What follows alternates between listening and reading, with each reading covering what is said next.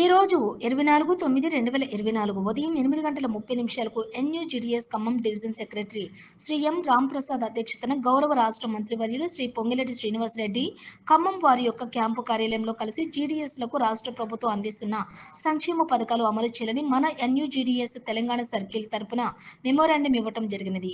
ఈ కార్యక్రమంలోని పమ్మి వెంకటేశ్వరరావు, ఎఫ్ఎన్పిఓ ఐఎన్టీయూసీ నాయకులు Shri CH Koteswararao, Shri D Umesh, Shri Govindarao, Shri Naresh Reddy పాల్గొన్నారు.